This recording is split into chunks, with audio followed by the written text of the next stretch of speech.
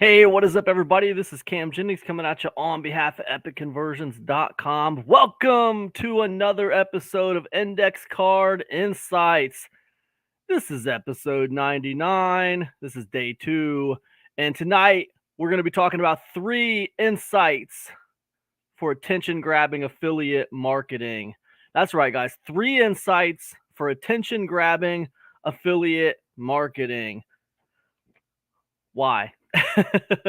Well, I found a product the other day, like I often do, that I thought would be pretty interesting to promote.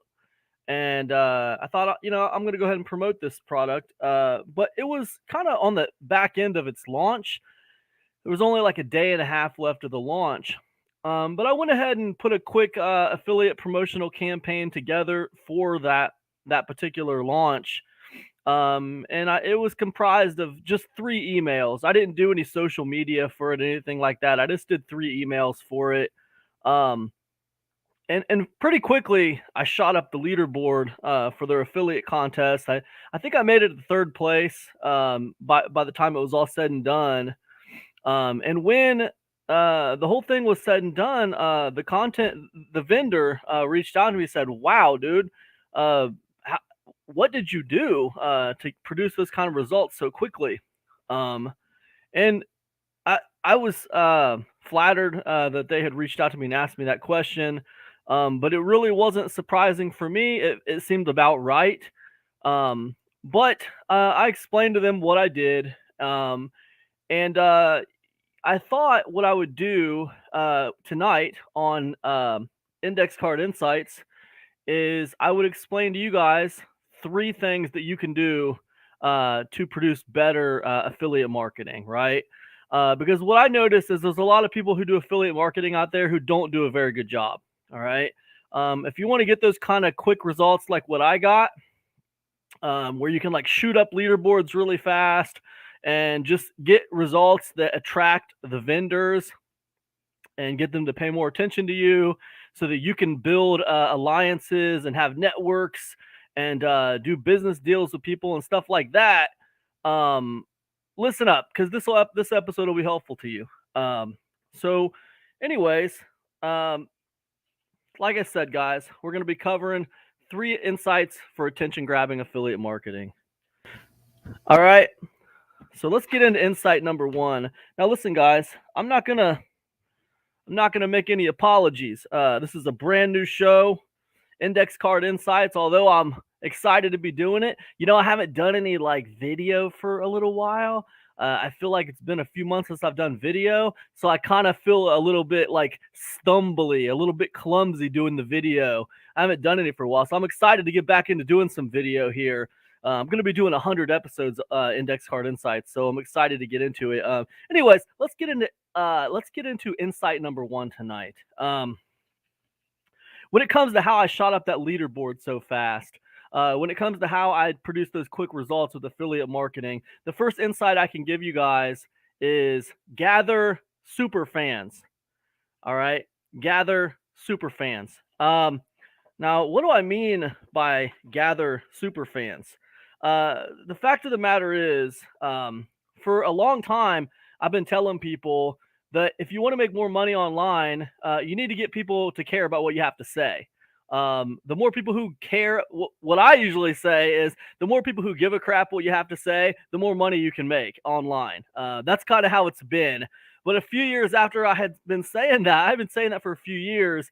And then I was reading a book by Pat Flynn. I don't know if you guys know who that is. He's a pretty famous podcaster, pretty famous business guy, Pat Flynn. Most of you guys probably know who that is. Anyway, Smarter Passive Income. You guys probably know about Pat Flynn. Pat Flynn wrote a book called Superfans, and it pretty much described exactly what I had been saying for years, that the more people who give a crap about what you have to say, the more money you're going to make. Pat was basically talking about the same thing. He was talking about gathering super fans around you. Now, listen, it's no, big insight and big secret that you should be trying to build an audience, right? You hear people talking about that all the time. The thing about building an audience is it feels kind of slow. It's not very sexy. It doesn't feel like the fast way to the money. You don't really want to do it. Well, look, it's just like, companies call it brand loyalty. Okay. They're trying to build brand loyalty. People with personal brands are trying to build audiences. It's the same thing. You have to get people to care about what you have to say. That's the bottom line. So whether you want to call them super fans, whether you want to take my less eloquent approach and say you got to get people to give a crap about what you have to say, or whether you want to take the fancy large business corporate speak approach and say I'm trying to build brand loyalty, whatever you want to say, you got to get people to care about what you got going on. Now, here's the part that is an insight for you. Here's the part that a lot of people mess up. What I have noticed is that people put out content on social media that's pretty personable. It's pretty personable content. It's pretty good. There's entertainment value. There's educational value. There's story. They lead with education. They got entertainment. It's pretty good content. And then, they get you on their email list and you get these really kind of corporatized emails that aren't so great. The emails are just not so great. And sometimes it makes me wonder if their success with email marketing is due to just having a giant list that they just bludgeon to death with offers, right? And maybe that's true. But here's what I'll tell you, okay? If gathering super fans is important, and it is, like I told you, gather super fans, right? What you need to understand is the core of that audience is your email list. That is where all the financial transactions generally take place. That's where the most of them take place, through your email list. So what that means is the kind of content that you're putting out there to build your email list, you need to be putting similar kinds of content out there to your email list, right? The content that you put out there, let me say that again. The content that you put out there to build your audience, like on live streams like this and on YouTube and stuff like that, that kind of content you're putting out there to pull people around you, you need to continue with that kind of content in your email inbox. And I don't mean that it has to be video. It doesn't need to be video. I kind of hate sending people to videos in my email inbox. I don't like my email marketing to have a bunch of links to videos in it. That's just me. That's my personal thing. However, the stuff I'm writing in my emails, it needs to be just as interesting. It needs to be just as polarizing. It needs to be just as educational, just as entertaining as the stuff that I put on social media. There needs to be congruency there, right? So like, I can't treat my email list like an ATM machine. I need to treat it like an extension of my audience, because it is not only an extension of my audience, it's the core of my audience. It's not just an email list, it's an audience, right? And I need to be interesting in the inbox, right? So that's my first insight for you when it comes to affiliate marketing. This will help your affiliate marketing more than anything, right? Gathering super fans. And the kind of stuff that you put out on social media and on YouTube and on Rumble and on Reddit, the kind of stuff you're putting out there to pull people around you, you need to be just that polarizing, just that interesting in the inbox, right? Because it's one thing to get them, it's another thing to keep them, right? So that's what I would say about that. Thank you, man. Big Shane Vozar in the house. I appreciate you, man. Appreciate you. So that's what I'd say about that. Let's move on to the next insight, okay? Insight number 2, create differentiation. All right? Create differentiation. Now, it's one thing for me to say create differentiation, and you hear people talking about that all the time. But, what do I actually mean when I say create differentiation? Well, look, I mean it like this. Let me tell you a couple stories. One, all right?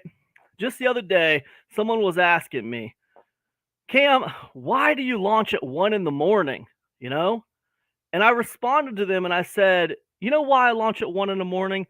Because you're asking me that question right now. That's why I launch at 1 in the morning. And it's like, what do you mean?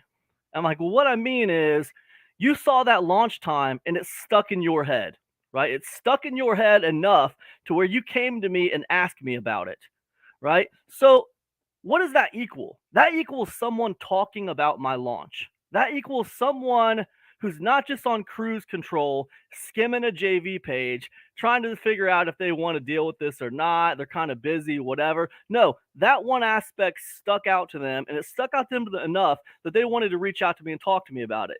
that is differentiation, right? Because the rest of the market is not doing that, right? So I'm zigging when everyone else is zagging. Let me give you another example.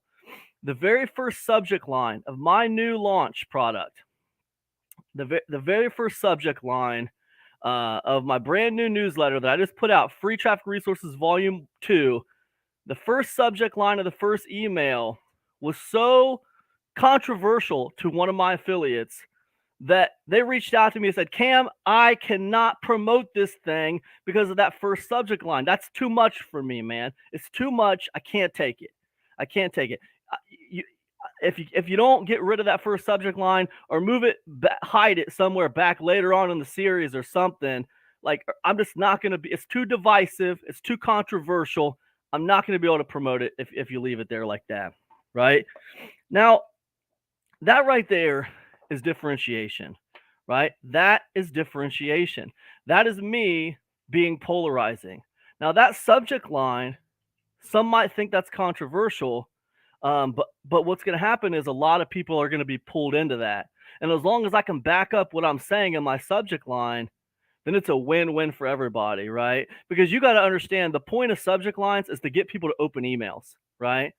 And then it's up to you not to lie to them. It's up to you to back up what you said in the subject line.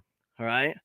Now, if you're creating differentiation, and here's the part that's a little controversial, and here's the part that not everyone is going to like. If you're being polarizing, if you're being different, if you're creating differentiation in the market, guess what? Not everybody's going to like you.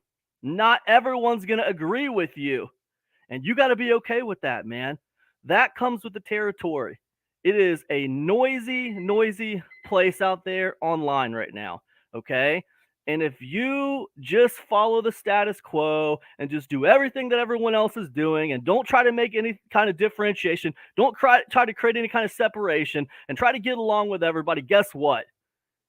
You're going to be perfectly unnoticeable and you're going to fit right in, man. And, that's what you wanted to do if you think about it. You're trying to model this person and model that person and model the other person. And what happens? You just modeled them all perfectly. You just fit right in and you look like everybody else. You have to find ways to separate yourself. And when you start separating yourself, not everyone's going to like you. If not everybody likes you, you're doing your job, right? That's what it means to be a good marketer. What else can I tell you? Let's move on to insight number 3. Insight number 3, use everything. I talked a little bit about differentiation a few minutes ago. And I talked about how not everyone's going to like you. You got to create differentiation. Well, when I talk about using everything, I mean it. Let me tell you a story, okay? You see people online and they're talking about places they went. People will go to like a national monument or they'll go to a cool waterfall or something and they'll snap a picture. They'll put it on their Facebook page. Hey, man, if this is a cool place that I'm going, look at me. I'm always on vacation. I'm always playing around. I'm living the life of luxury, man. Look at me. I'm doing amazing. And people see that and it's supposed to build their authority, right? And it's like, that's fine, but that's what everybody does, And the thing about it is, when you are using everything in that way, it's fine, but it's typical, right? That's the easy way to use everything. When I say use everything, I mean think outside the box, okay? I mean practice lateral thinking. What do I mean by that? I mean when someone reaches out to me and they tell me, hey, I can't promote this because it's too controversial, right? That sounds like a negative. That sounds like I just lost an affiliate because of something I wrote. But guess what? If I think outside the box, I can turn that into a positive. I can reach out to my email list and I can say, hey guys, guess what? I got some bad news and some good news. Check it out. My new product is so controversial.